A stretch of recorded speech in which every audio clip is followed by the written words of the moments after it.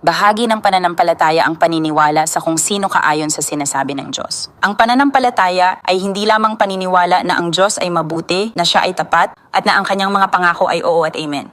Ang pananampalataya rin ay ang pagtitiwala sa lahat ng sinasabi ng Diyos sa kanyang salita nang may kumpiyansa at na mamuhay ayon dito. Kaya nga sinasabi ng Biblia na hindi mo mapalulugdan ang Diyos kung wala kang pananampalataya. At bahagi ng pananampalataya ang paniniwala sa kung sino ka ayon sa sinasabi ng Diyos. Na ikaw ay kanyang minamahal na anak, na hindi kanya hinahatulan kundi ikinalulugod kanya, na siya ay nasa iyong panig, na ikaw ay kanyang pinili, at na meron siyang kahangahangang mga plano para sa iyo. Upang ikaw ay pagpalain, pagkalooban ng pag-asa at magandang kinabukasan sapagkat mahal ka niya.